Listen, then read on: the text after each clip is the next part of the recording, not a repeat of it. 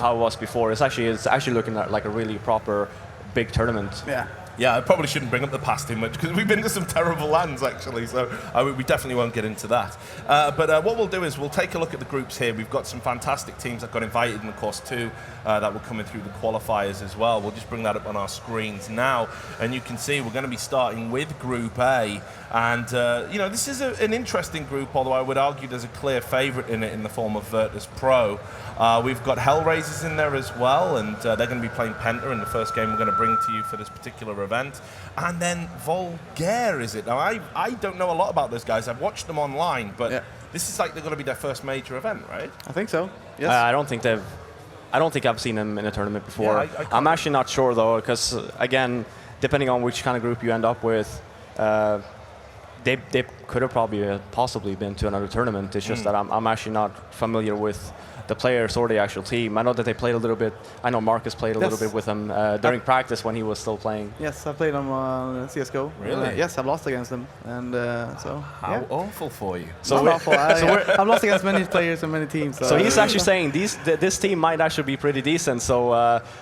Well, I don't know if he's gonna, versus. They were really good on Inferno, at least. We'll get into the ins and outs of that in a second. If we can just quickly bring up the groups again, we'll talk a little bit about Group B, just so you can see what teams are in attendance. I'm sure that's going to come up any second now.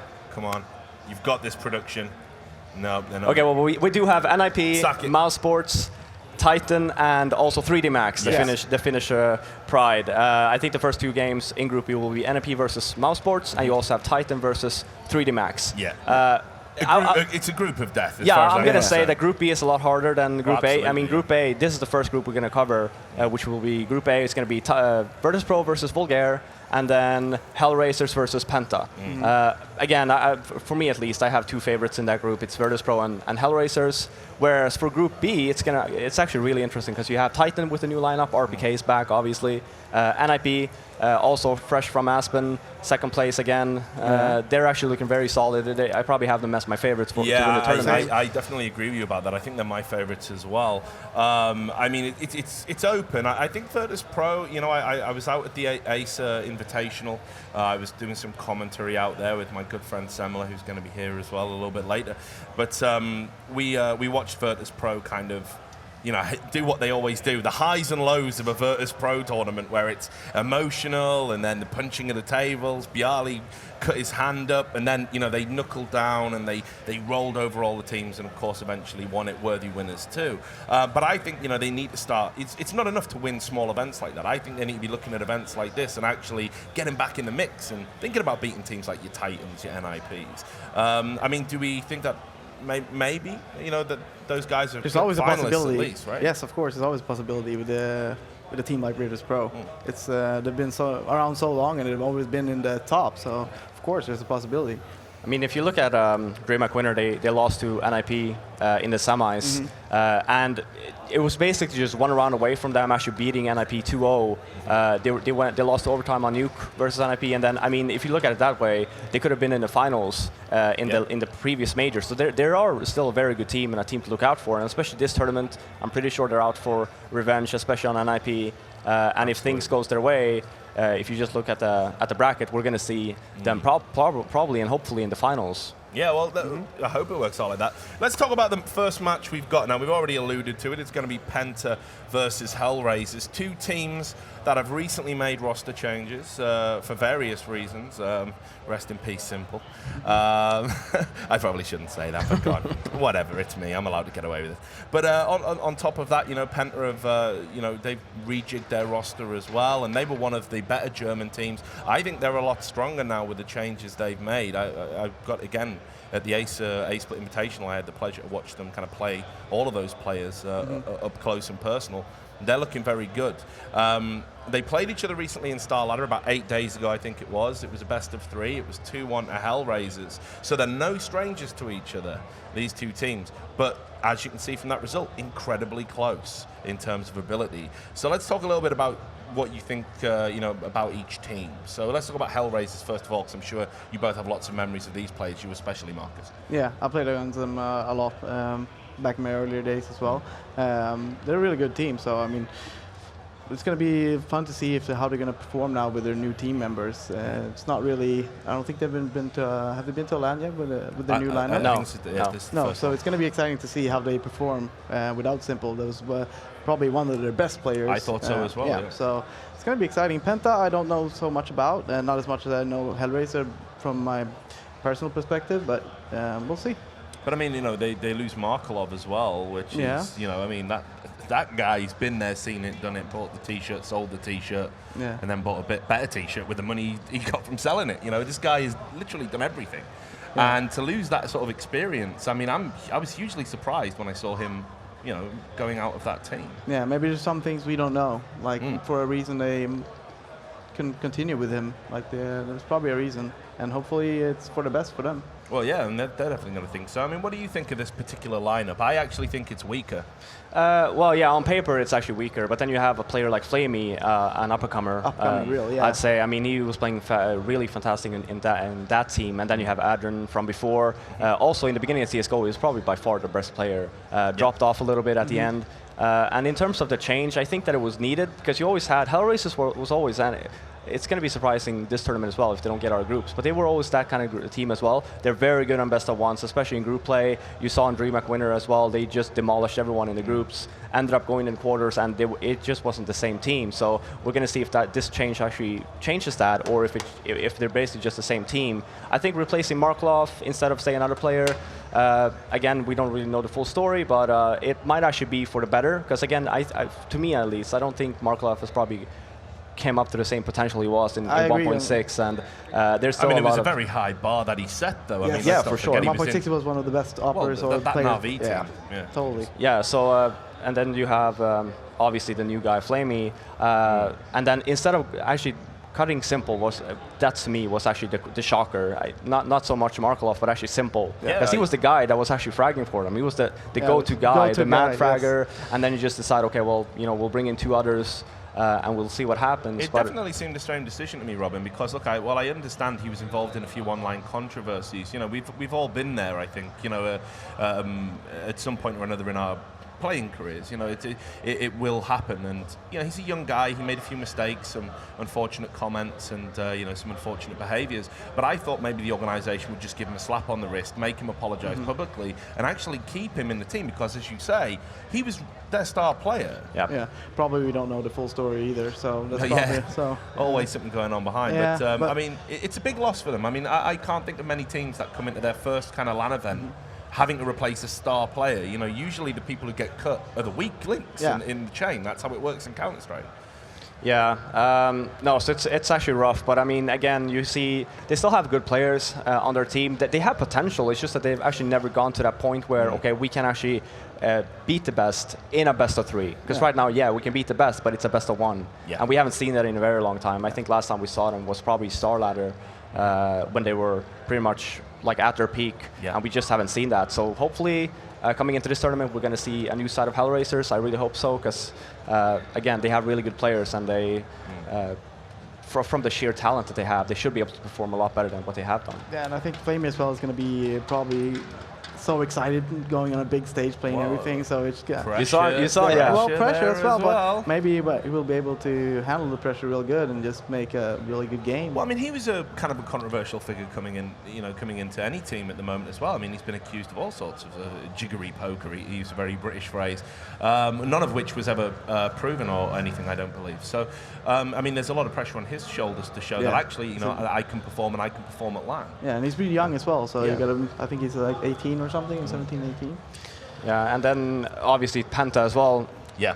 Very familiar faces from Source, especially. Again, not that great, like for me at least. I mean, especially in Source or in CS:GO, they haven't been that good. They can perform online. They can play decent. They do well at the ESL for Germany, the EPS. During international tournaments, not so much. And again, they just switched some players. They played HellRaisers, I think, 8 or 9 days ago, and we haven't really discussed the map yet, but it's going to be Inferno, and they actually played HellRaisers on Inferno. just about a little bit over a week ago, and they actually beat them 16-8. So we're going to see if that result actually has an impact during this game. Inferno is a very good map for them, I'll tell you this, because when we were out at the ASUS Invitational, I was there, we cast lots of their games. Penta were a big draw, you know, they were heralded as the kind of re-emergent German team, you know, the German team that's going to get Germany back on the Counter Strike map, which they haven't been on, not in CSGO.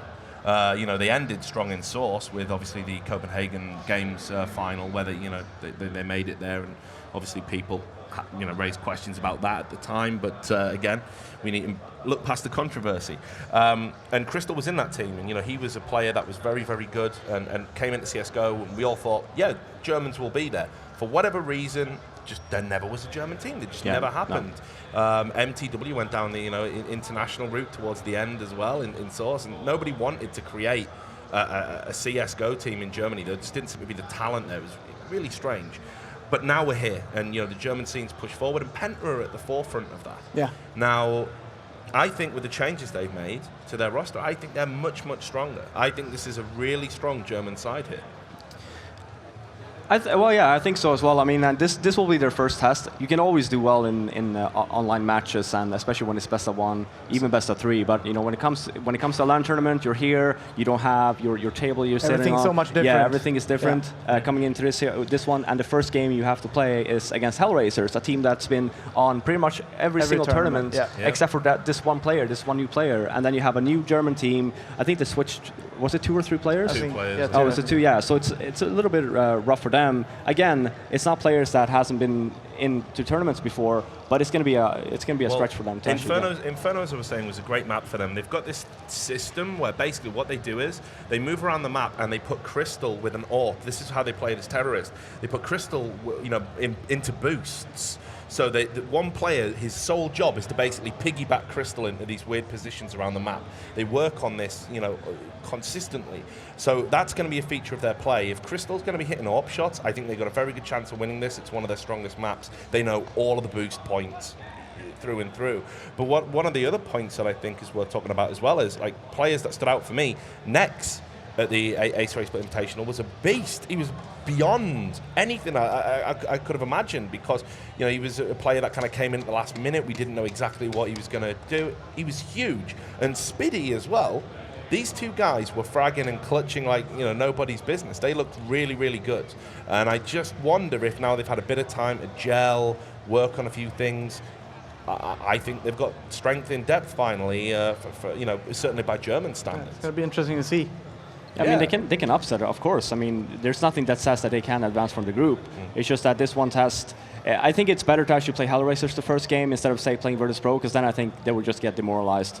Been practicing coming into this tournament, they end up, say, losing 16-5. So I actually think that this game will be pretty close, especially since it's on Inferno. It's a very known map, obviously, and it's a map where everyone can be good at it. Pretty much everyone is good at Inferno. Especially in Europe. Like, everyone plays Inferno and everyone is at least decent at it. So it's actually going to be probably the most exciting first game we have here in Group A, since obviously the other one will be Virtus Pro and Vulgaire, but the one that we will show will be Penta versus HellRaisers. Yeah. Well, let's talk a little bit about some predictions then. We've got a few minutes left before the players are ready to go, and we'll throw over to the casters. But I'm getting a lot of HellRaisers vibes from you guys. You know, is that how we see this going? Is it going to be a comfortable game for HellRaisers? What are your thoughts?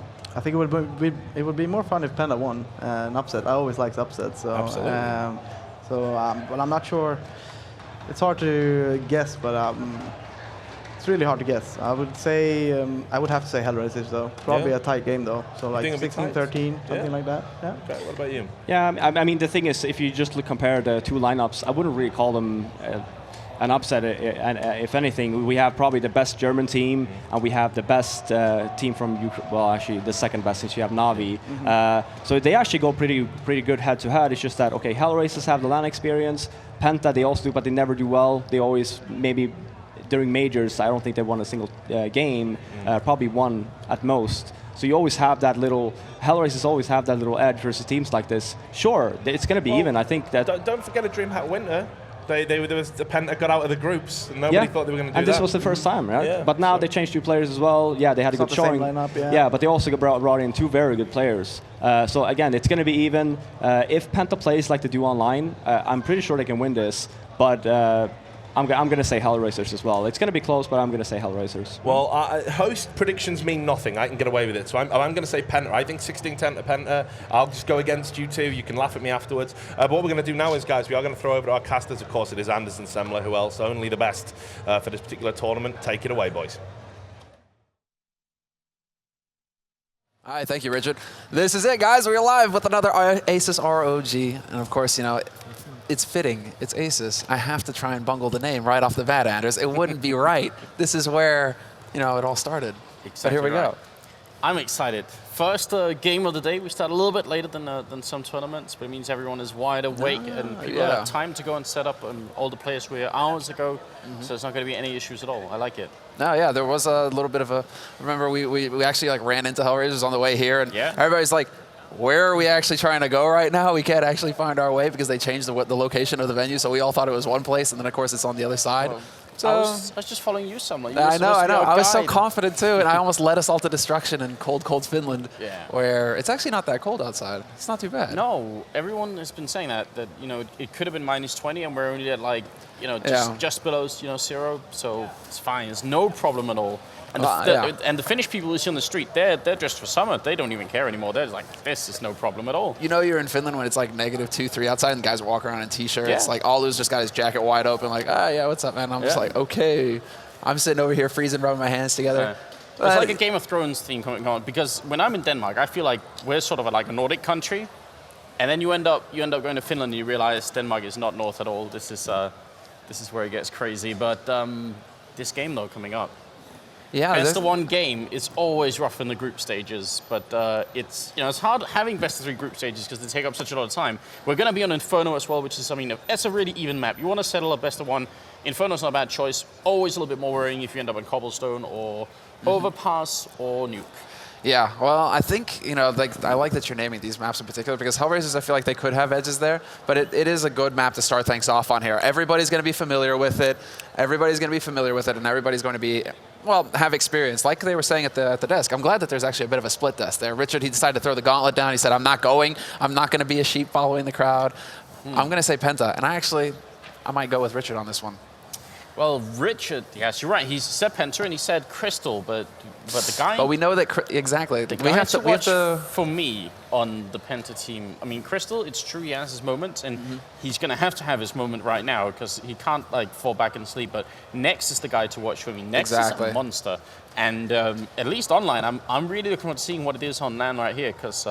If Nex plays to his optimal level, that could be really, really good. Well, we got to see some of Nex over at like Homestore's place at Take's place. That cup that was held right before the end of the year. Nex showed up, and he was actually a stand-in as well for Penta at one point. Did really well. I mean, this guy right now, you talk to any player right now, you know, who's familiar with the German scene, they're saying that he's the best in Germany. Yeah. And flat out, Nex is the guy to watch. He's the one that you want on your team, and that he's going to do damage. So this is a huge opportunity for him to prove himself right now. All eyes should be on Nex. You know, even if we say Crystal with the AWP might be a bit flashier with Crystal, Nex is the guy who should be doing the damage right now for Penta.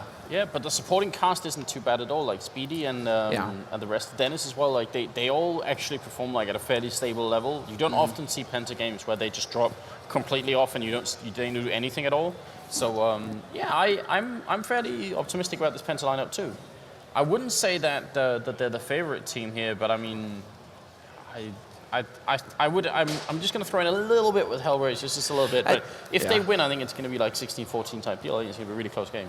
Yeah, I think that's it. You know, to start it off here already, we have like a 50-50 game pretty much to kick off the tournament. You know, it's going to be that close between both of these teams. I mean, Inferno, being Inferno, if you get that strong CT start, we could see the team that actually starts on that side kind of get carried away a little bit. But it's going to be a really solid map, at least to begin with, just because of the points that were raised at the analyst desk earlier on. Everybody's familiar with it. It's been played for so long. I mean, hell, we were calling the game, you know, Counter Strike, Inferno offensive, right? Because for a while there, Inferno was the only map getting played in best of 1 scenarios. So, I mean, does that even surprise you right now that, once again, we're in this double elimination group format? It's, 2 wins, you're through, 2 losses, you're out. Does it surprise you that we're on Inferno? No, not really. I think the choice still has to be between Dust 2 and Inferno. No. And I think if you're if you're Penta, probably we wouldn't have minded that much if you could have played Dust 2 actually, because that's like such an open map and the German teams do pretty well on it. But I don't know. I think they're alright with both maps. Like this is not a horrible map choice for Penta either. Like they said, they did beat HellRaisers online a couple of weeks ago. So exactly, that's one thing to keep in mind. Yeah. There was another best of 3 that was lost as well, though. So it seems to be going both ways between these teams. But that leads to the whole story of this being a 50-50. It could be, just like Kucher woke up on the right side of the bed this morning, and he makes the difference for the team.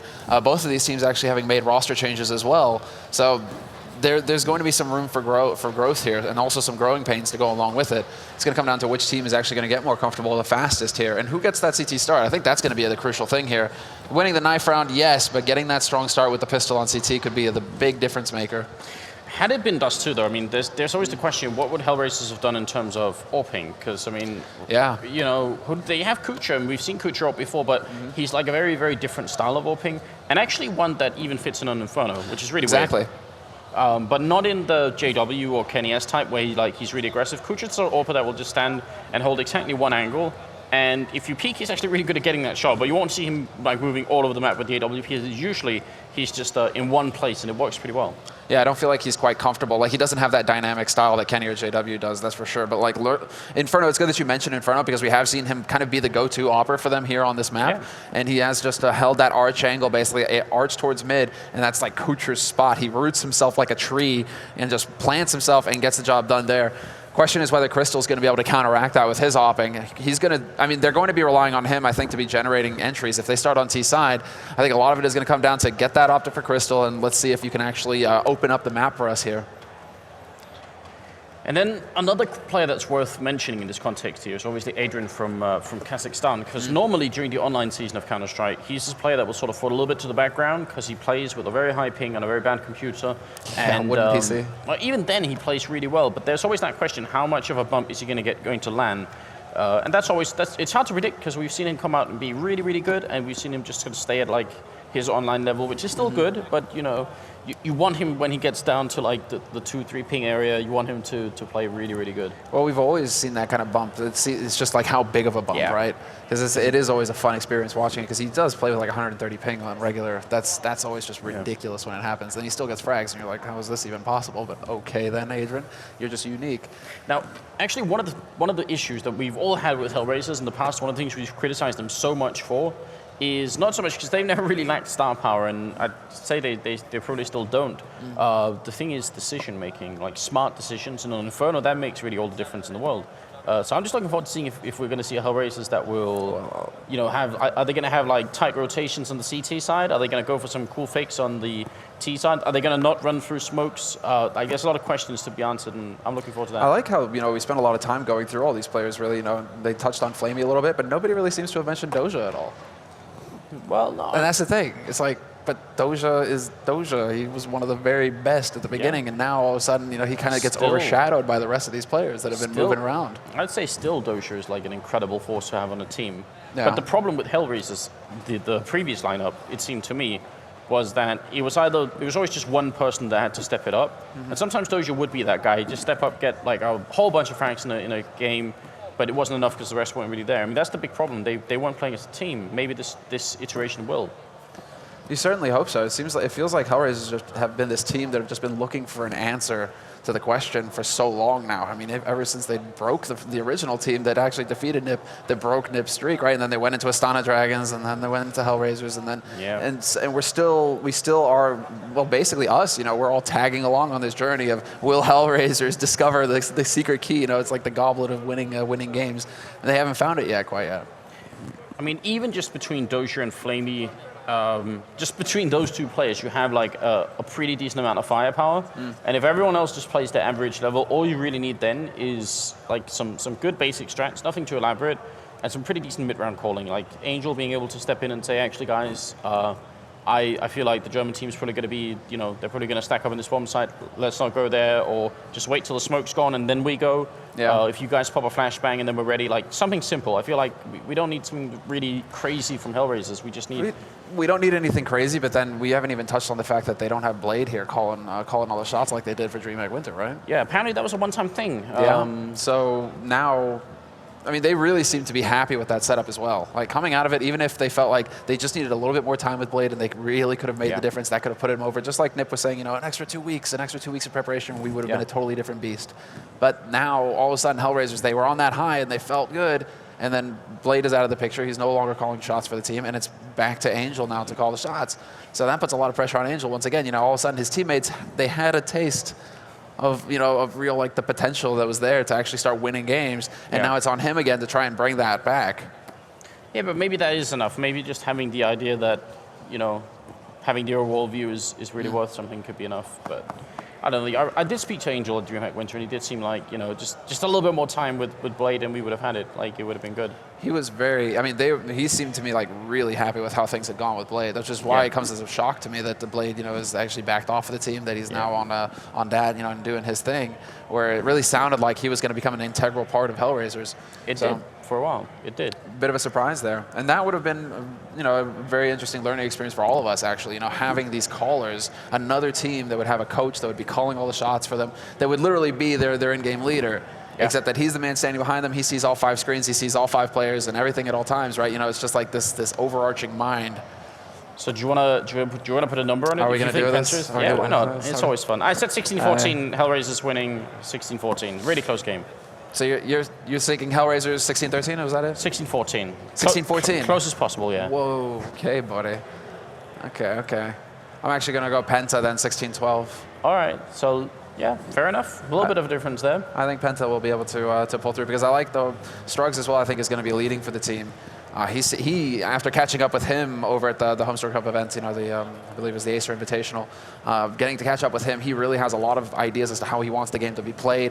Similar to Trubley, not as vocal about it. Trubley is a bit more boisterous. He does get out there with his opinion a bit more. But Strugs definitely has ideas. He's got his game plan in mind, and now he's really got some solid firepower in his team. I mean, like we were saying, Nex, seen as the best player in Germany right now, just the guy you want to have on your lineup, on your roster if you're coming out of Germany. Nex is capable of magnificent things, and you've got Crystal. And still, Dennis and Spitty, we're not mentioning them as much, but they can still get some work done. Yeah, no, they're really, really stable players, in my opinion, so it's going to be a tight game regardless. We do have the knife round just getting done with, which means it's going to be Penta's deciding side, and they will probably stay on the CT side. That's by far the most common choice. Can't even remember the last time I saw someone actually switch, so there it is. Penta, they get to... Oh, sorry, was it HellRaisers that won? Am I confusing something here? What? It must have been, because Penta now are on the terror side at any rate. Wait, but... Did they really I was with you there. I thought I saw Penta. Yeah. So did they really decide to switch? Someone tell us in the chat if we're just messing this up. We can't actually read the Twitch chat. So I almost I'm in complete disbelief because I can't recall the last time someone chose to be on T side when they actually won the knife round. So tell us please if that's exactly what happened, because that's really scary. That suggests that Penta have something really specific planned for this particular match. Yeah, I think they selected T. They did, switched. Yeah. The Twitch chat agrees. What is going on? All right. They did switch. Our minds aren't, our eyes aren't deceiving us, and they actually happened. But all right, guys, this is it. Is going to be our first match here of the ASUS ROG Winter 2015 Counter Strike Global Offensive Tournament. HellRaisers versus Penta in Group A. Already. A little bit of a battle going on at top of Banana, just trying to peek it out. I'm sure he's going to fall back soon as he feels a little bit too pressured, and that's going to be exactly the case. So the German team, they'll get a little bit of control here, which is probably all they wanted for now. It's always a good idea if you're on the terror side to just get the CTs pushed back so that they don't know exactly what's going on at the middle of the map. At least you can deny them that information. Really nice patience here from Flamey, though. I mean, this is all about just, how confident are you in your read on what your opponents are doing. He's held on to that smoke. They were trying, Penta pushing up the top banana like that, they're really trying to put the pressure early on HellRaisers, get them to throw those grenades out early, get them to use those smokes so that then they can try and crash onto that site without anything impeding them. The fact that Flamey actually just weathers that and holds onto his smoke is big here, because if Penta were to try to go back to B site, they'd still have a smoke to deal with. Look at this, the German team, they're all the way up court. That grenade's gonna bounce right between them. Adrian is down in the pit here, but he's missing a lot of shots, and the Germans are coming. They have Glocks, they have a lot more bullets to work with. Struxy gonna pick up the kill on Kucha. It's a good return there, because Kucha took down Speedy, but the bomb is gonna be planted here, and they're just running down Angel. He's gonna be dropped, and Dosha's still trying to snipe someone up here with the USPS, but he's missing way too many bullets at the moment. And this is going to be a tough retake. This is looking really hard here all of a sudden. 2 quick kills come in for Penta. It's all down to Doja. He finally gets a kill on Strugs. But it's a 1v3 and it's not meant to be. Penta take the pistol. Sick round from them. Clearly the switch, they had something in mind here. Yeah, very good stuff. Denying the early information from HellRaisers to the middle, so that the CT side couldn't know what's going on. Then they just slowly walk up and they put a couple of smokes down, and then you know, at the right second they decide to just rush with quad, which is definitely the right idea. Even though HellRaisers actually had 3 members in that bomb side, they couldn't do much. There was so much smoke going on, they couldn't find the kills. I think that's the key word right there. There were so many smokes down. Doja was actually shooting at his own teammates rotating in because he couldn't actually see who it was that was moving. Like, that is such a high-pressure situation. It's incredible that Penta, they're able to keep it locked down, and then they finally force HellRaisers' hands, and when it comes down to the fight, well, Penta came out ahead. Now we have 3 guys sitting on the B side for HellRaisers. This is an interesting play already. Bit of a gamble coming out from the CT side, trying to hope that Penta want to change it up and come towards B, but Adrian nearly gets taken out already, peeking towards mid, getting information. Looks like Penta are going to get shot in the face. There's Doja. He's got the deagle, and he takes out Dennis. The much feared anti-eco going on here. Always a little bit dangerous. Speedy could have almost gone down there, but Kucha is not quite going to be strong enough to take care of it. Angel falls as well, and it's down to Flamey and Adrian. They're going to get caught in the corner here, so not much of a chance at all. And good job to the German team. 2 of their players in the end had 2 health left. And I mean, it is, especially on Inferno, it can be so hard to deal with those pistols once you're on the terrorist side. You see those positions that they took as well, like up close in library, where if you're going to come into library, you're going to be standing 2 meters away. At the Tech 9, he's got 1 billion bullets right there. So much armor pen as well, so much damage. So, and they stick with it. I mean, Spitty, he knows that it's going to be another round of eco, so there's still no reason for him to go upgrading to anything else. He's just got a couple of nades to work with. He's got the Kevlar helmet. He's got everything he needs, and Penta right now are just looking so good. And this is going to give them so much confidence, Anders. It's going to be so hard for HellRaisers to put a stop to this in the 4th round, because so far everything has gone according to plan for Penta. Yeah, the big test now obviously is going to be the 4th round. No big surprise there really. Not too adventurous. Again, HellRaisers just wish that they'd come in here, because they have a 3-way crossfire essentially, and they're even going to try and see if they can bait someone out, just saying, come shoot, and it's going to work. Fair enough. I mean, they get Dennis down to 11. They get Strux down to 10 health. That's actually pretty good even for giving up Doja. But now they only have Adrian over here at second mid, and he's been spotted out as well. He goes down, so he should be going down. And once that happens, the bomb site's pretty much lost. Oh, I'm amazed that he actually lived through that. 5 HP. The bomb plant is going to happen, though. You're right. Penta, they're going to be able to lock down this site. HellRaisers, they have nothing to lose. At this point, it's all about getting up close and hoping that you can pick somebody off. Dennis is so low right now. He's in real danger of getting caught. They actually need to come to his rescue. They can't let him get picked off like that. That would be too expensive a loss. And there you go. Spitty starts to take the fight with the Tech 9. He's going to put the pressure in, and Crystal's there to clean up. Shot in the back, both of them. And that's 3 solid rounds now for Penta. And not even losing that much gear, so the money's going to be looking pretty good here for the German lineup as well. Spitty's obviously understood how to use the Tech 9. Just run and shoot. Just, you know, preferably don't stop shooting. Just continue, because you have so many bullets. So that's the right approach. Now, the 4th round, it's going to get interesting. And we did kind of talk about it. Kucha potentially AWPing on Inferno. That is indeed going to be his job. And again, not too aggressive, but just holding an angle, and he's fast with his rifle, really fast, but he's going to miss the shot. It's really Flamey in a really bad position. Strux with the opening. Kucha goes down as well, and the B-bomb side is instantaneously lost. That is a big hit to HellRaisers, and they have to eco. They can't go fight this. They have to stay together and eco. What a catastrophe. What a catastrophic turn of events there for HellRaisers. This crucial round, as we were saying. And they won. I mean, Kucha's reaction to just pull up and to the left before pulling that trigger, it just all spins out of control from there. Penta were too many gathered up at top banana. They were able to just pounce on that mistake, bounce on it as well, and just everything works out. And look at Penta, they aren't wasting any time as well. They don't see anybody on the B side. They know that HellRaisers are going to be trying to hold on to their guns, and they have money to be able to buy up again. So they can afford to lose a few guys here on this hunt. It's totally worth it. To trade a Penta member for one of the HellRaisers members, that'd be big. But Angel will find Dennis peeking around. Angel still alive in Graveyard, and he makes it. All 3 guns survive for HellRaisers. That's a big play there. Yeah, it is super important.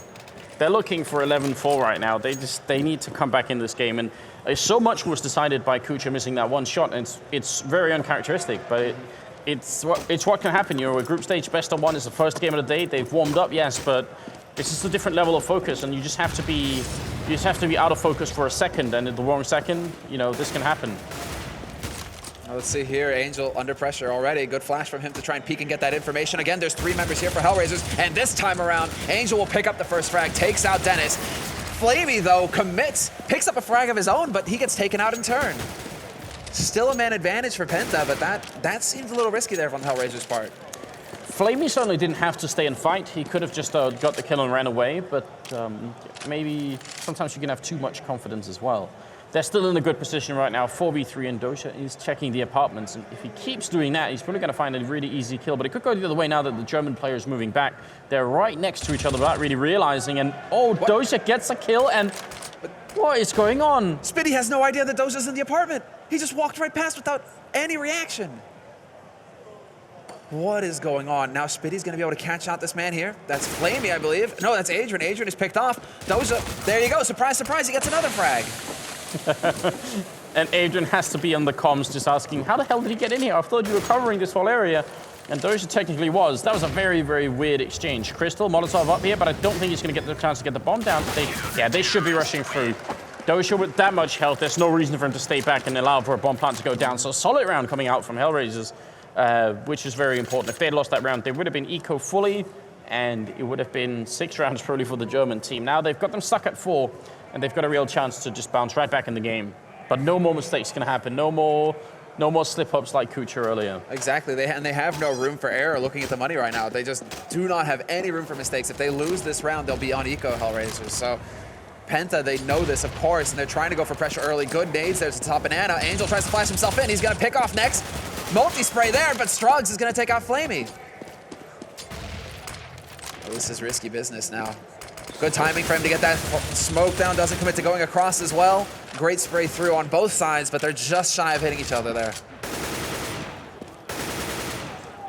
I like the fact that they have so many Molotovs on the Penta side. Makes me wonder if they're just going to use all of them to check corners, or if there's like a strat involving Molotovs, because both are possible, and both are good investments, but it kind of depends on what you're looking for. So one of them already used there. They're trying to get the spray down on Angel, but he's not going to quite go down. In fact, he only takes about 26 damage, and that's nowhere near enough. So now Speedy and Strux also on 1-on-2 health. They're basically on life support here.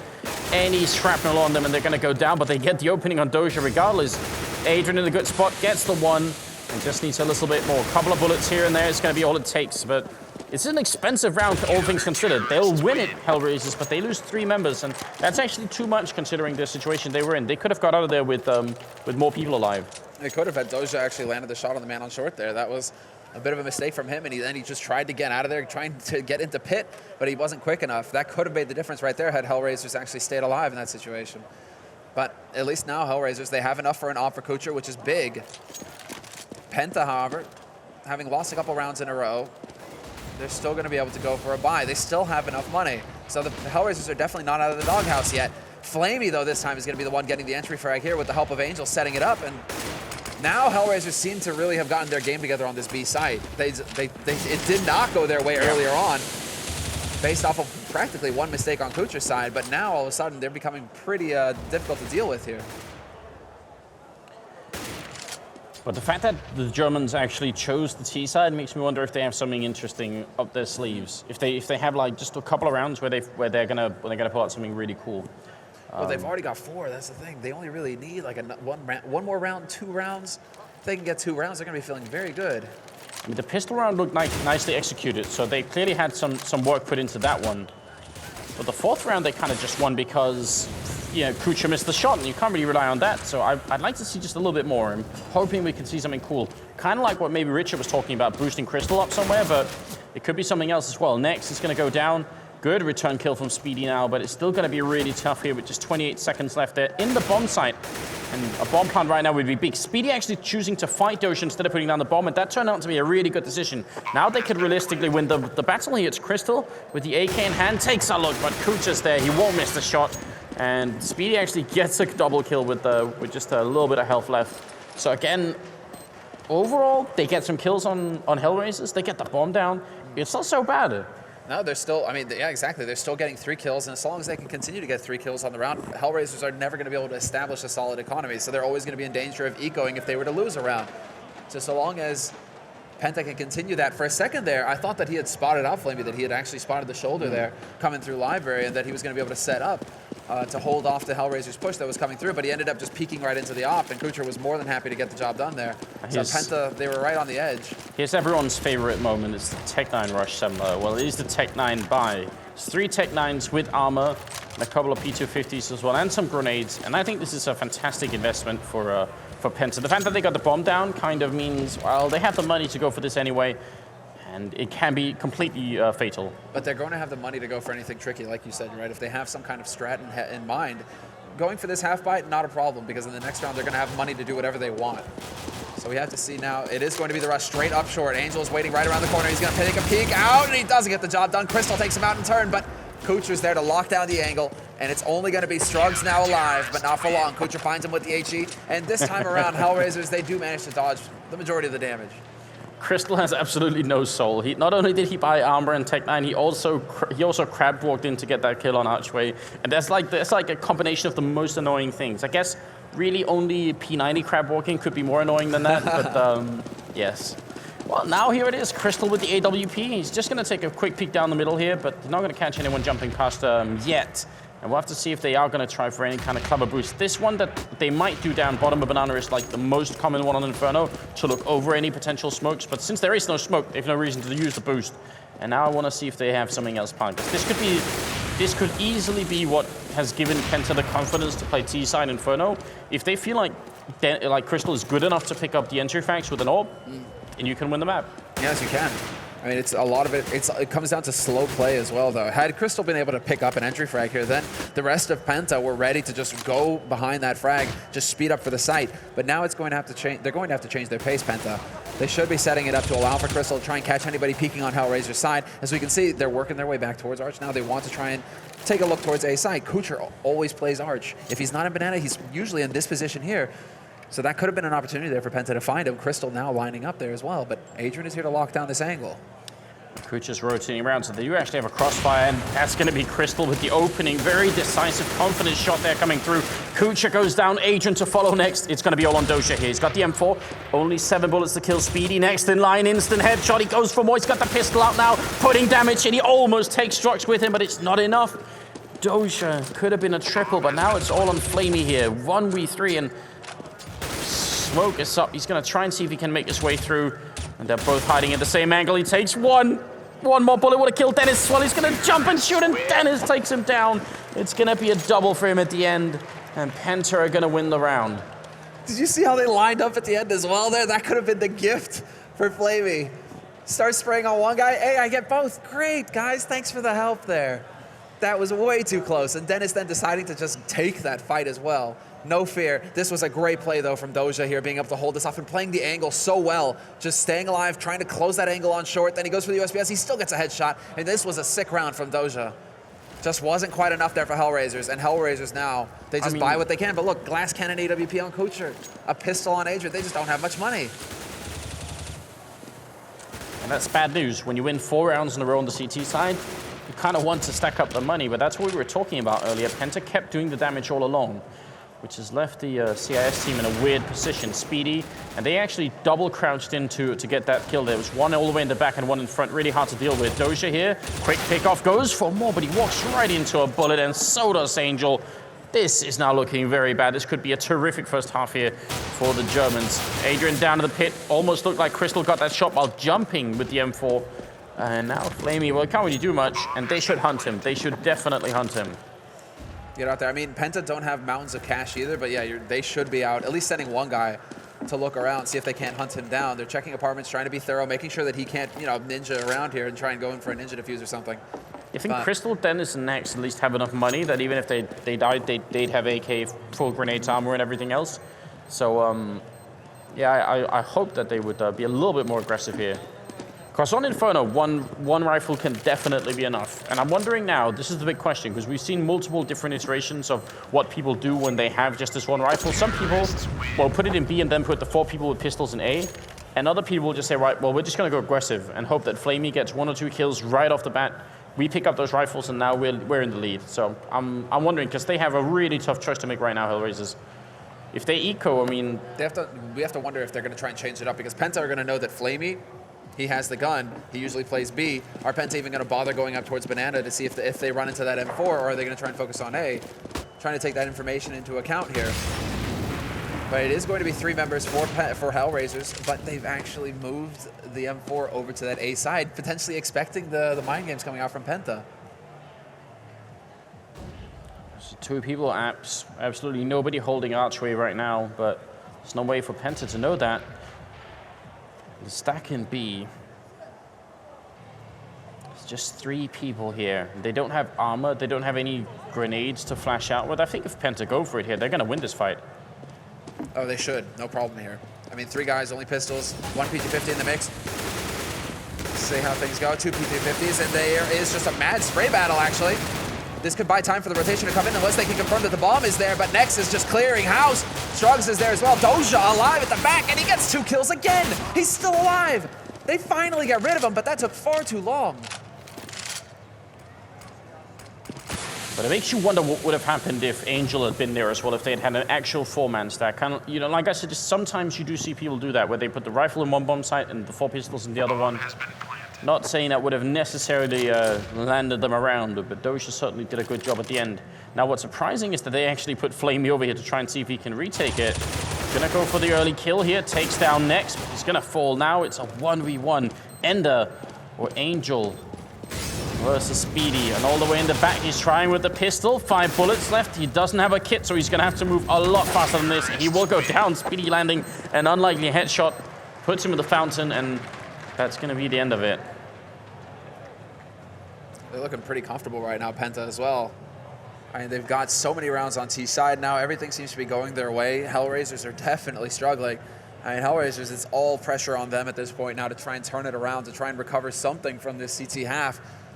And they do go for the buy here in this round, so just having enough for M4s and a few nades to work with, not max flashes, no fancy HEs. It's all about smokes and trying to buy time and funnel Penta into the choke points at this point. HellRaisers, they need to do something clever. HellRaisers at this point really just need to try and play it safe, and that's exactly what they have it in mind right now. They aren't peeking anywhere. They aren't really playing aggressive, although Flamey is taking a bit of a forward position in top Banana, but he's got a smoke there to block it, so he's not too worried about that. It's Doja now, who's going to be under a lot of pressure here. Gets the mad spray, and he still takes 1 with him. Yeah, the 2 people coming out already. 1 down and Pit. The bomb is dropped up there. They're going to have to go up and get it, and that's not good at all. Adrian with 2 really big kills, taking down Nex as well, which is always good news. Speedy and Starks left here, and again, HellRaisers need to come out of this round with everyone alive. They have to stay 4 members alive right now, and that's already not going to happen. As Strux takes 1, 1v3. They lose 1 more in it. This is a really big deal.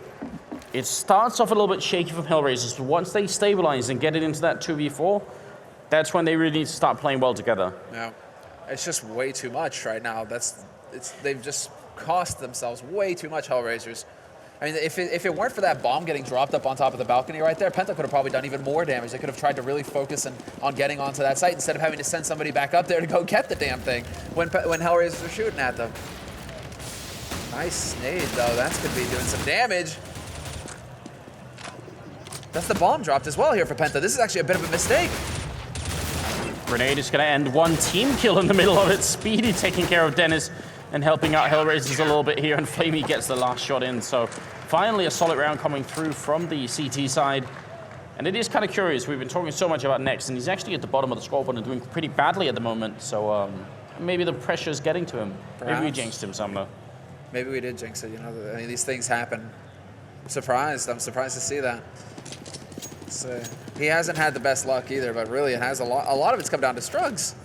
He's the one topping the scoreboard right now, and I believe he's calling the shots as well, so that's interesting. But now Angel crouching in the corner, and they're running right past it. They are checking. This to me just looks like Penta wants to get this round out of the way. They aren't even wasting any time with it. They just run up there with the bomb, see if they can get a kill. If they can't, so what? We're going to be ready for the 15th with money. They know that 7 rounds is already so good. That's way past the perfect. And 8 rounds is, like, if they can just save and get this last one in, then that's absolutely fine. That's going to be even better, of course. All of the pressure right now is on HellRaisers. They got to make this 8-7, win the pistol round, and win the 4th round as well. There's so much work ahead of the CIS team right now that it's not going to be easy, but not impossible. They don't have a lot of nades, though. Look at, I mean, they're prioritizing HEs over smokes almost for Penta. That's really weird. I mean, the order usually of nades is pretty much smoke trumps all. You get smoke, and then you'll get flashes, and then if you want to get fancy, you get HEs, and then you'll get Molotovs, really. But for them to go HEs, that's really interesting. Especially on a map like Inferno. 2 smokes means you can go for a B take, 1 smoke you can go for a B take. Why would they not be prioritizing smokes over HEs? Especially when they didn't really do much with them. The fact is, actually, at the top of Banana, there's been, I think Angel's been behind the sandbags, like, maybe more than half the rounds. Yeah, like him and Flamey both, right? Yeah, so you could have gone for, like, an instant double or triple grenade in there, but they didn't even accomplish that much. So yeah, I think you're right. That was like a bit of waste of an investment. Generally speaking, you really need to buy smokes and not HEs. If you're going to go for that, you have to go for a bit like a Fnatic thing, right? Where like they throw 3 HEs into that corner. We've seen them use it to clear CT as well. If they're able to get up to the top of Banana, they just chuck 3 nades at CT, and we've seen them get kills. For them to just throw them willy-nilly like that just doesn't make much sense. And now they don't have the smokes to block off Kucher.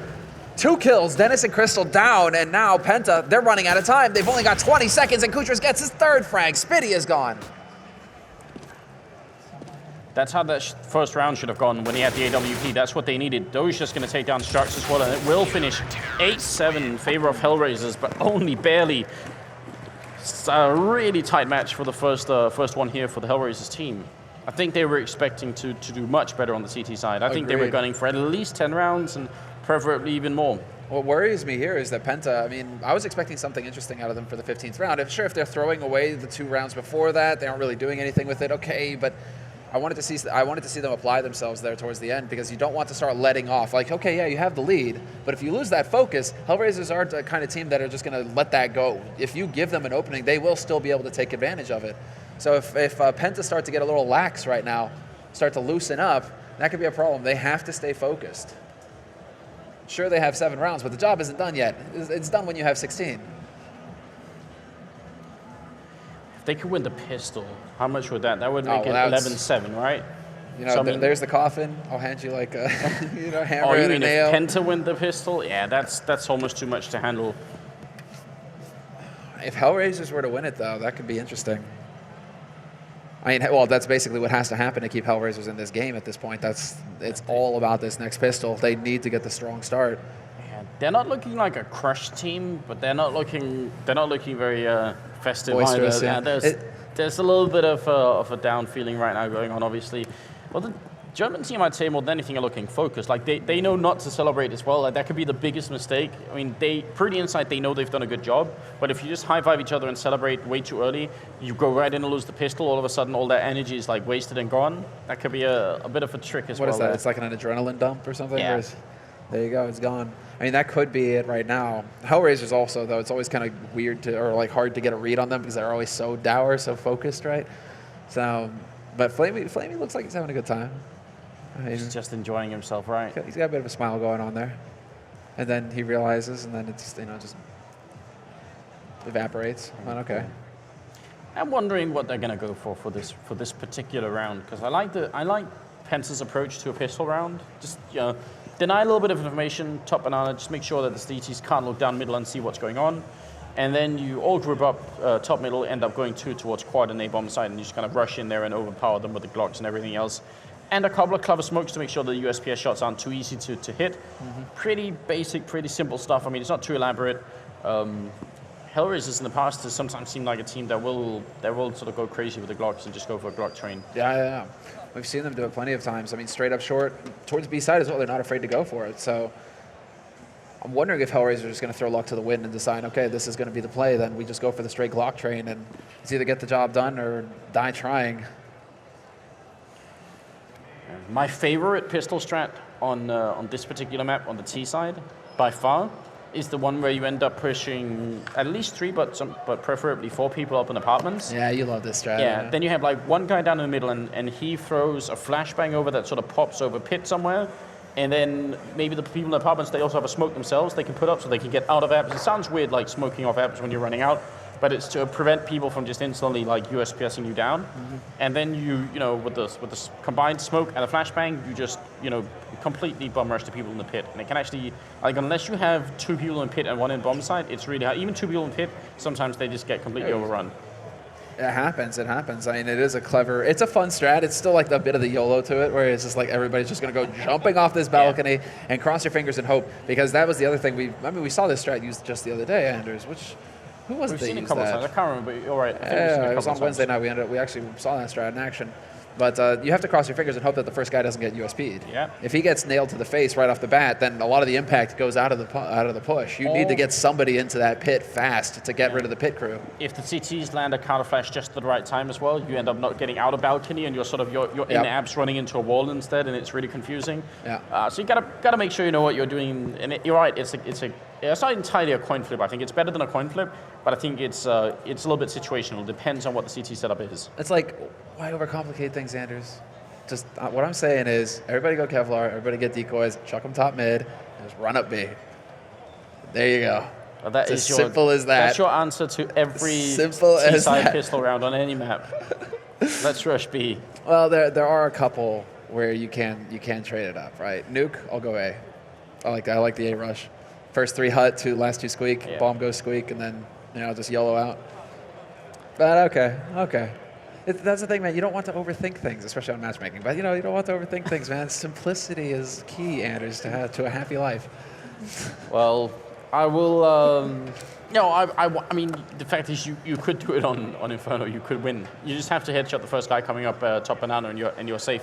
Like, you kind of know that they're gonna be running back and throwing grenades behind them, and you're just gonna ignore them and keep running. So. Oh yeah, man. Yeah, it can happen. It can happen. I'm not completely against that either. Oh, look at Angel, man. Bit of a Devilishly smile. handsome. I'm sorry that his mustache is a little bit less than it was. It usually is, yeah. Maybe he just couldn't grow back in time. Maybe he made the mistake to shave it last week. Maybe that's like his game face, though. Maybe he just stood in front of the mirror one day with his razor and thought, now it's time. It's now his time. Well, I can believe that. I think maybe it's like because they had to get rid of Markov, he's like, I can no longer have this. This mustache. For his fallen comrade. Yeah, Markov. That was it. He had to mourn Markov, and in order to mourn Markov, he had to get rid of the stash. All right. We're not sure what we're waiting on, but I think the countdown has begun. I'm not sure. Yeah, it's looking like I'm seeing live going on here. So I'm thinking we're going to get into this game pretty soon. All right, look, a big thanks to all of you tuning in from the Twitch stream as well. Some 53,000 of you. That's super cool. And obviously the people here at the arena as well. So many people showing up to watch. It's absolutely fantastic. Yeah. We haven't even seen the Finnish team yet, and everyone is still here. So that's really cool, you guys. Doing a good job. No, the turnout at ASUS ROG is always sick. It was the same thing at Summer as well. The place was packed through and through the entire tournament long. So it's so cool to see that it's an even a bigger event this time around, just more space here, a bigger stage. Now we can actually have the players up on the stage and just packed right here at the first game. I love it. So not sure what the holdup is actually keeping us off of this match, guys. So would love to get an update, but for now at least. HellRaisers now, this is the thing though, this is giving HellRaisers time to start, goofing around again, right? Because they were looking pretty somber there coming out of that half. They were looking pretty rigid, and now the more time that they have to start goofing around, the more comfortable they're going to get. Look at that. Angel's awesome. Classic Angel laugh there. All right, so supposedly part of the holdup here is that eBot is just freaking out a tiny bit and needs to be adjusted, which is important in case something goes wrong. You want to be able to restart the match at a certain point. You can't just go on without eBot. That makes everything weird. Amongst other things, if you do that, you lose a whole bunch of statistics, and Peter over at HLTV is going to strangle someone. Exactly. So. He's got 2 HLTV guys here, right? Yeah. So that's what you have to worry about. He's got his hitman on location. If you mess with Peter, don't mess with HLTV. I mean, right. I think it's Joao. Joao, he looks skinny, but he's fierce. He'll corner you, man. Don't fight him. Don't fight him. What are they doing? Are they reporting Dozier in the meantime? Or did they just happen to quit the match? I think the Moobot in the chat's actually spamming a link for HLTV, the viewer guide that's been going on. In case you are wondering what games are coming up and what can you expect throughout the day, then that's a solid place to take a look. Just so you guys are kept in the loop as well. The other game that was supposed to go on, sort of starting at the same time. Hey guys, it's obviously VP and Volgaire that they talked a little bit about. Yep. And I think they ran into some eBot issues as well, so all is well. No, I think that's happening behind us at the same time, isn't it? So we'll try and update you guys on the score when we get it. Now I'm getting game sounds in my ear, so I'm hoping that that means that we'll be going back into it soon. Yeah. Actually, let's go ahead and check, make sure, because this is actually Group A. It's the first game. It's the first group of the day, guys. So in case you guys are just tuning in, it's 2 groups of 4 that are going to be playing it out today. We'll be covering both groups today. So we're starting off with Group A, of course, and it's a double elimination format in the group. So 2 wins, you're through. 2 losses, you're out, and GSL type format. Okay, we'll go with which the was GSL. live. We woke up watching GSL today. Yeah, we did actually, man. We watched a little bit of it. Yeah, Artosis still got a good laugh. Good I still chuckle whenever Artosis chuckles. I'm so happy with it. I have like really fond memories. I really do enjoy watching GSL. Just waiting for that new StarCraft, man, to see what's going on. I think a lot of people are, man. I think a lot of people are when it comes to StarCraft. I mean, I'm gonna have to be honest, Semler. And I hate to say this, but I mean, you're looking more right right now with your prediction. I think what do you say, 16-12 for Penta? Was that right? Your prediction was 16-14. I said 16-14 HellRaisers. I said 16-12 Penta, yeah. I think your prediction now is looking way more likely, actually. That's what worries me, though, is that towards the end of that first half there, Penta started to look a little lax. It started to look like they were starting to let their foot off the pedal a little bit. They weren't quite nailing the shots, or they were just kind of going for it, like as if they wanted to just get the rounds over with. And I'm like, yes, okay, you're ecoing, great. And that's good in some scenarios where it's like, okay, just get the round over with because we know we're going to get the full buy. But even in the full buy, it seemed like they were a little off. So I hope that they're going to be able to keep that cutting edge going into the beginning of this first half. Because if they get the pistol, like we were saying, if they get the pistol, it's practically tombing HellRaisers right there. Yeah. HellRaisers, right? So Penta cannot afford to make a mistake versus HellRaisers. It's just not meant to be. This place is getting even fuller and fuller because we're actually right in the middle of the event, guys. Unfortunately, maybe we'll get some camera shots later on so you guys can actually see. But like the LAN is all around us, all around here. So it's really sick. Yeah, it's just full already. Dude, ASUS every time, man. It's always sick. It's my first time in Finland as well. Yeah, you've never been to ASUS, right? I've never been. The only time I've been in Finland before was like a connection flight to Beijing. So I flew to Finland, flew to Beijing. That doesn't really count, does it? But the airport was nice. No, it's like every time I'm like, yeah, I've been to Amsterdam. That was just connecting flight. Never really got to see it. Yes. Well, I'm getting tons of game sounds as well. So there are definitely people on the server, but I'm guessing if they're still working with eBot, then that is probably continuously the hold up here. No, I'm just looking at production. I'm trying to like mentally communicate with Nicholas right now, telling him, please lower the in-game sound in our headsets. Give us your help. No, they're on it. They're on it. This is the same production crew that runs DreamHack. Yeah. Fragbyte. Yeah. They're like hyper professionals, and it's awesome. like always a joy to work with them, and that actually means a lot. There are lots of things that could go wrong when you go to an event as a caster. You know, like planes getting cancelled, or the hotel's weird, and you end up like not having any food because you don't know where the venue is, and there's nothing to drink and all sorts of stuff. But it's a real relief when you get to a venue and you realize the production crew is like super professional. And you're like, oh yeah, God. You're coming over here and you knew it was good, but I think the real pleasure, man, the real like pleasant surprise when we showed up and there was like actual like food. There was a restaurant and you could actually get like real food. Yeah. It wasn't like event food where it's like kebab that's like been sitting under a heat lamp for like 5 hours or something. It was like an actual meal. Mashed potatoes and feeling good, man. Mashed potatoes. It was like brown sauce. We're just gonna end up going way off topic. Like the longer this delay lasts, the more topics Sandra and I are going to explore. We don't have any benches to talk about. Like, hold on, let's actually look through the live event. Let's find a bench to talk about, Andrews, because clearly we need it. Yeah. I don't see any of that, man. I very nearly tweeted the picture of the bench that we had when we were eating, because those were amazing. Dude, those were cool. They had a cushion next to your face, so that you don't have to look at the people next to you. It's really, really great. You can just like eat your food, and then there's like you can't see anything. Partition. Yeah, just leave me alone while I love that concept. That's really good. I was thinking more it'd be like, you eat so much and it was close, man. If we had more time, probably would have gone back to get a second plate, and then or a third, and then it's perfect. It's just this position, you just for that after food coma, you just like pass out and you don't have to worry about slumping over into your empty plate. It's all good. You got something to lean against. Of course, you were next to me, so I could have just leaned on you, Anders. But there was there was in something. A food else. coma. Yeah, so like, Anders carry me. All right. Well, yeah, I think actually if you're on Twitter, and all of you should be, it's a nice way to support people doing stuff in the industry or in the community in general. It's at ROG Tournament, if I believe is the official ASUS ROG Twitter account for this tournament. So go and follow them if you haven't already. I'm sure some kind admin or some kind subscriber will put the Twitter link in the chat. Currently, they have about 1,000 followers, and since we're so many people here, it'd be really easy to give them a little bit of a bump and make them more interested in doing stuff in Counter Strike. Because this assembly is, it's been going on for a while. The series as a whole, right? It's like it's ASUS. Like Assembly Winter. It's been going on for like ages, Assembly Summer. So like ages. I think it's like older than a decade. Like more than a decade. It's been going exactly. On. So it has like a lot of history behind it. And we just want to keep them coming back. Dude, this is sick. I mean, it's kind of like DreamHack in a sense, just because this originally the event was all about coding, actually, and coding projects and stuff like that, and it was just a bunch of coders coming together. But enough of that. We're into the pistol round, guys. This is it, second half pistol, and Crystal has already started off with a headshot on Angel. So we were just talking about how important, how crucial this round is going to be for HellRaisers, and they're already down a man. And don't worry, the names at the top will get reset fairly soon. Here it's HellRaisers on the T side, Penta on the CT side. And it was 8-7 in favor of HellRaisers, so they won the first half by 1 round, which is not satisfying at all.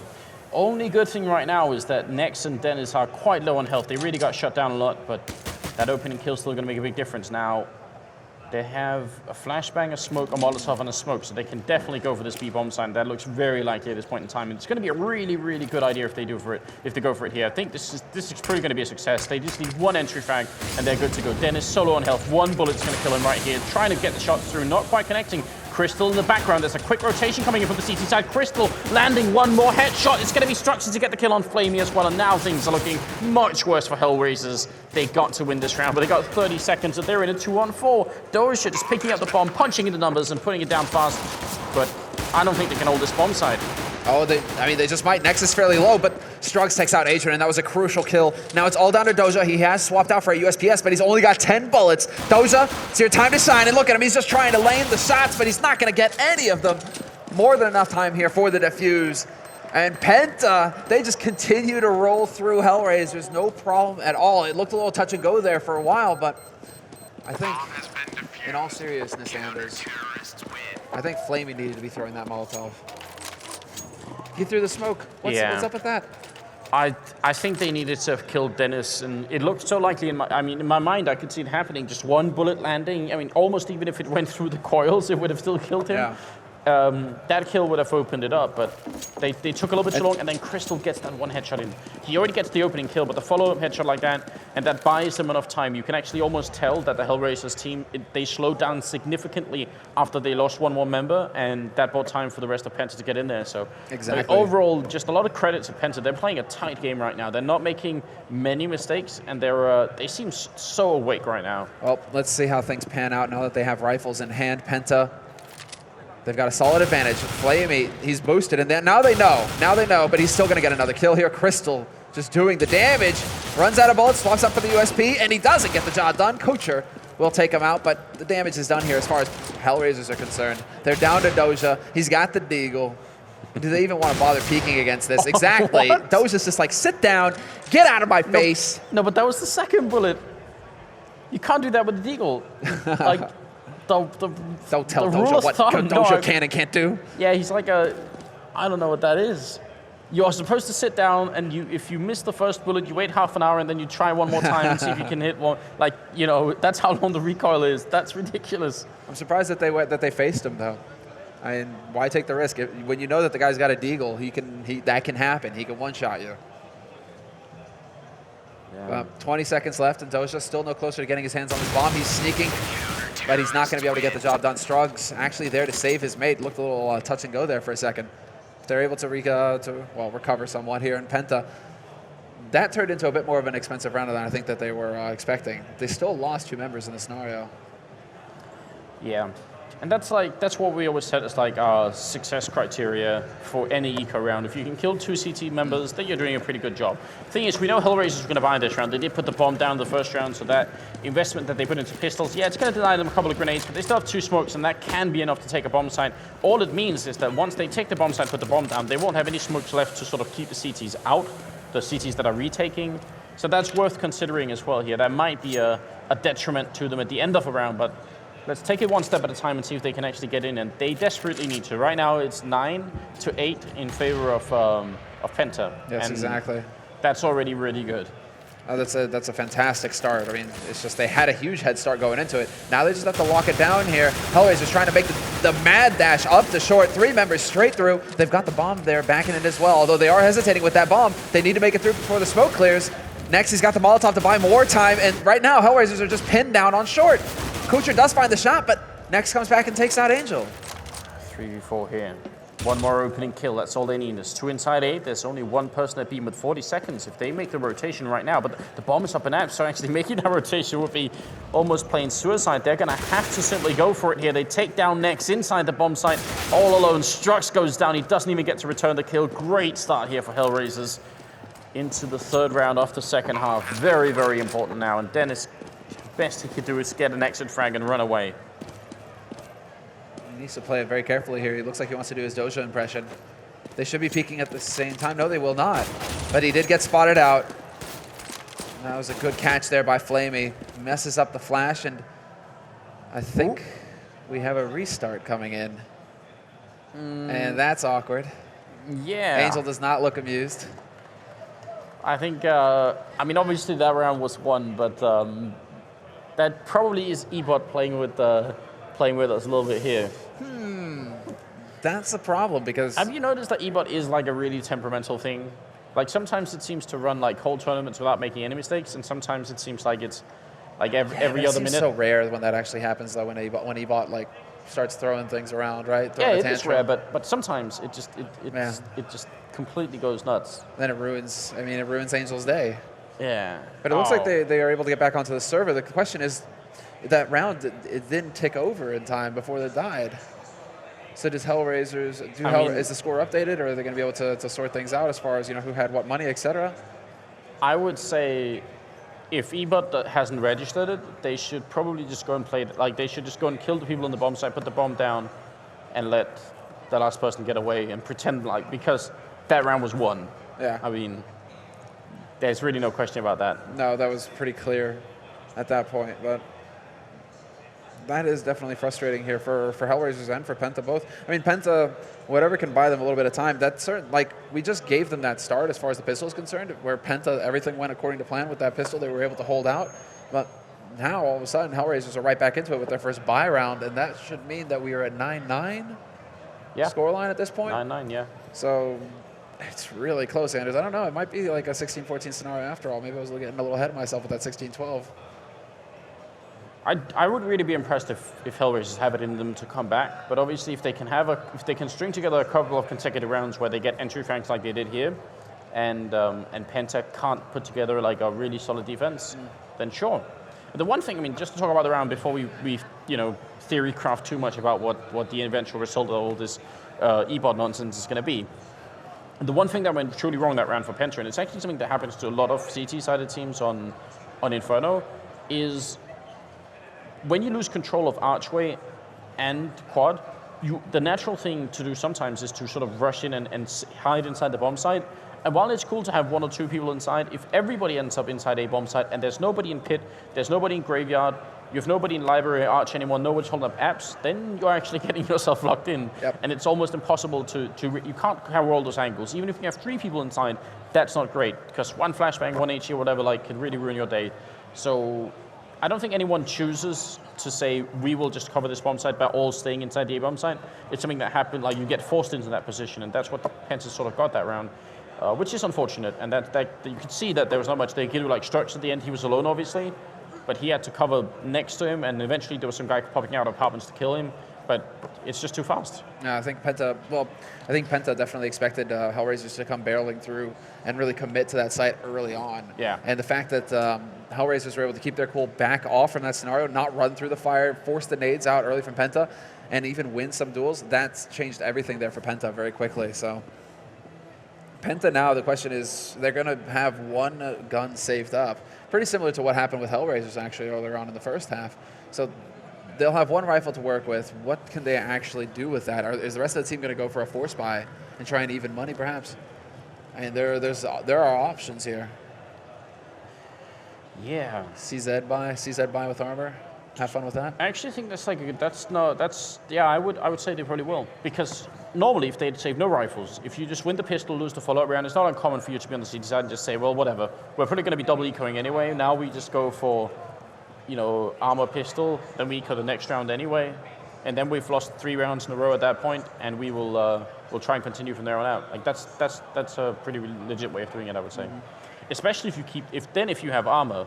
If you keep people close to the guy with the rifle so that each individual member, like the rifle can be picked up by multiple people and you kept alive like that. Yeah.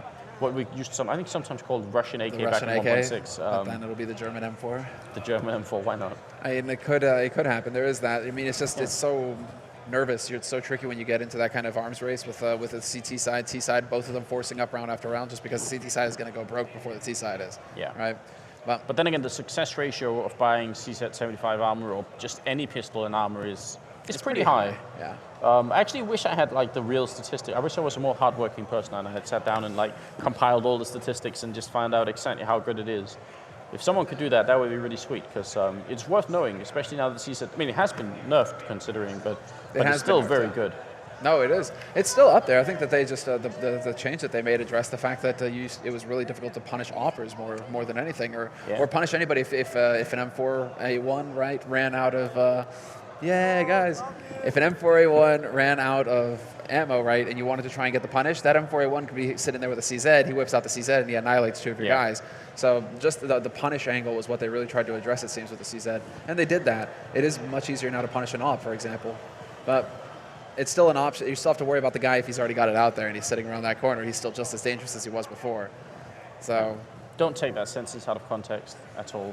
Or maybe actually someone do. Just go and clip that one thing out. Yes. Nice. We are still waiting for Ebot to get updated, guys, so we can continue with the match here. It's only the first one of the day, so I mean, actually, and I'm not even trying to be funny, but actually, sometimes it's really good if like the issues that might occur, they happen like really early on. Obviously, it's not really fun for HellRaisers and Penta right now, but it's better that it happens now than really late in the tournament when the odds or the pressure is that much higher. It's also like we're going to be able to catch up on the schedule perhaps as well. If you just start swapping PCs out faster, you get things going, because all of the matches that are going to be shown on the mainstream, guys, they're going to be played on the main stage as well. Yeah. So and there's an interesting phenomenon going on here, which I really like. I mean, I for one I'm really excited about the North American Counter Strike scene, even with all the stuff that's going on. Like I just think like there's like so much talent going on still.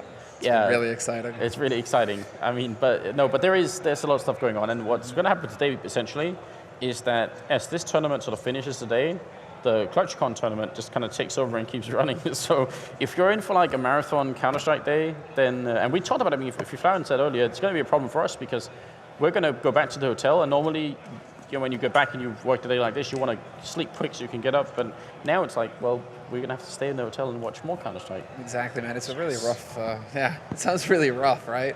Yeah, this is horrible, just too much.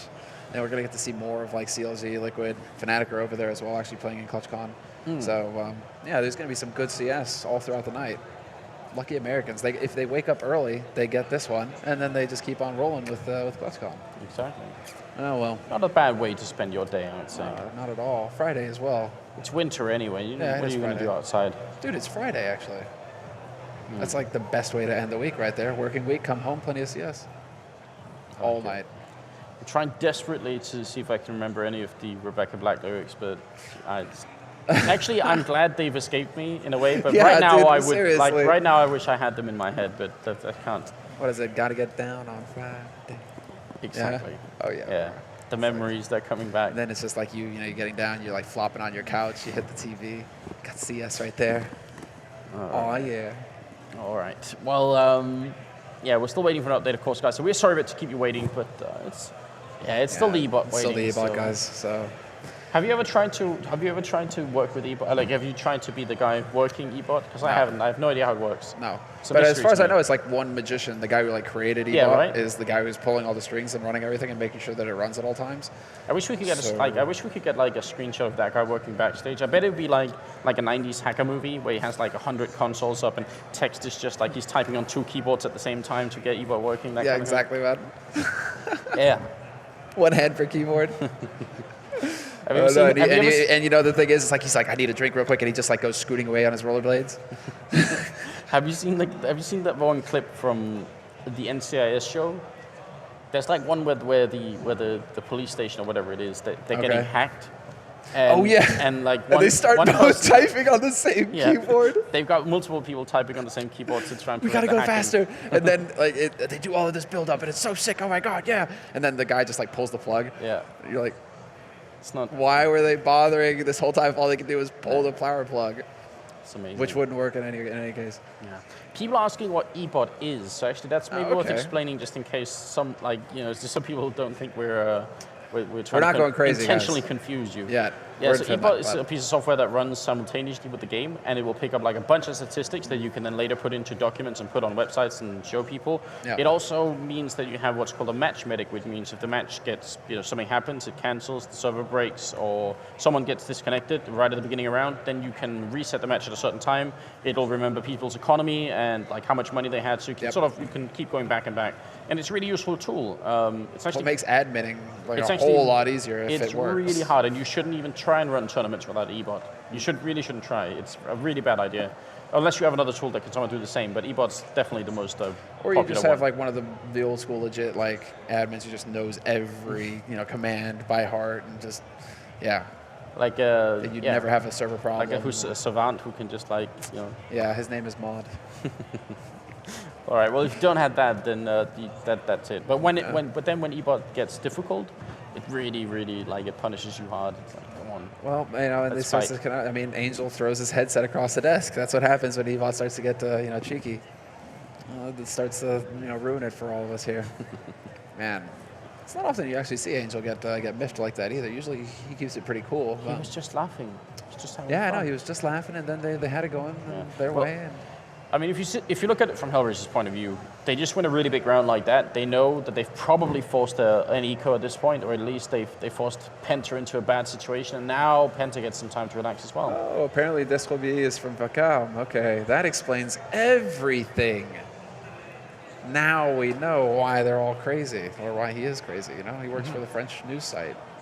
That will drive you nuts. No, that's it. He has to work with guys like Nell, Goy, all those guys. So he's the crazy eBot guy. Yeah, he is. I love it. That's it, distro. Well, I'm sure that hard work is being put into it. So we'll try and keep calm as well here in the studio, and hopefully you guys at home will too. A bunch of people. They're asking him to check it. I bet you they were like, it's in Finnish. He's like, I don't understand this language.